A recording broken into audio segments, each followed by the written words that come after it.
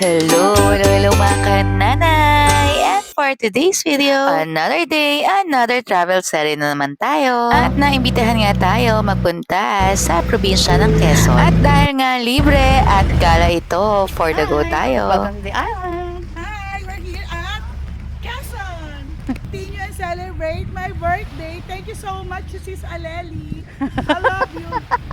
Pag niyaya mo ako, basta dagat, go na go talaga ako dyan. Kasi iba talaga yung nagagawa sa akin nung tunog ng dagat at yung dagat mismo. Siguro ng past life ko, dati akong sirena, kaya napakahilig ko sa dagat. Ang kinaganda dito sa lugar na pinuntahan namin ay yung bahay nila ay tanaw na tanaw mo talaga yung dagat. As in, pag labas mo, ay sand na yung matatapakan mo at konting lakad lang dagat na yun. At dahil nga malapit tayo sa dagat, ang main source ng income nila ay ang pangingisda. Ayan, so napakarami talaga nakukuhang isda dito sa dagat nila. As in, nakakabilib talaga. Yung mga nag-iihaw at nagluluto na nga lang ang sumusuko dahil parang hindi nauubos yung isdang iniihaw nila. Isa sa favorite kong ginagawa rito pag nasa tabing dagat kami ay ang nagkakape, lalo na nag-aantay ka ng sunrise. Yung kahit sa sandaling panahon ay nare-relax ka at wala kang iniisip na iba, kundi yung katahimikan lang at yung tunog ng dagat. After nga namin magkape ay napagdesisyonan na ipapasyal kami dun sa balon nilang tinatawag. Doon daw yung malinis na tubig, doon sila naglalaba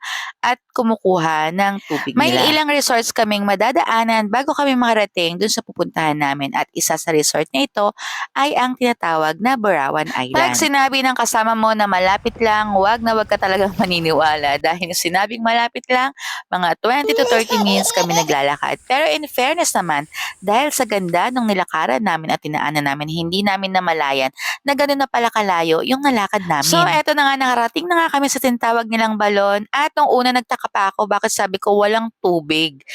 Saan yung tubig dito? Hinanap ko pa. So, meron pala siyang tubig. So, ang gagawin lang ay yung parang sa mga probinsya nga na magsasalo ka. Ayan, so sinubukan ko na rin siya.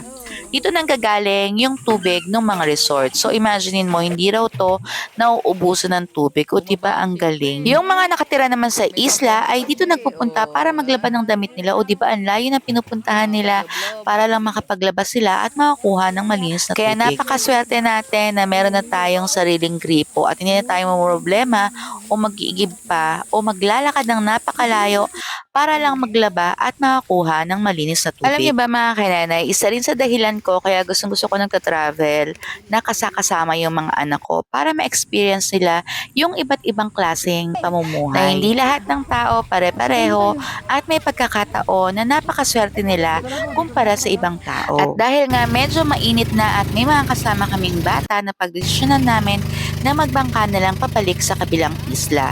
Pero iba naming kasama ay naglakad na lang sila. Pag nagbangka ka naman ay halos 5 minutes lang nasa kabilang isla ka na. O diba ang bilis? Kung napanood nyo nga yung video ko na nagluto ako ng Cajun seafood boil, dito nang galing yung mga niluto kong seafoods. Ayan, isa na rito yung elephant shell. Bukod sa magandang tanawin, ang isa pa sa pinakamasaya at pinakamasarap na ginagawa pag nagpupunta ka dito sa Quezon ay ang kumain. Naka-Andy Seafoods ba naman kayo? Sino ba namang hindi matutuwa nito? Kahit may allergy ka, may naka-ready naman na gamot. At pagkatapos nga namin magpakabusog sa Andy Seafoods na napakasarap, pabalik na nga kami sa Maynila. Thank you so much, Sis Aleli, at syempre kay Ate Alona at sa family niya.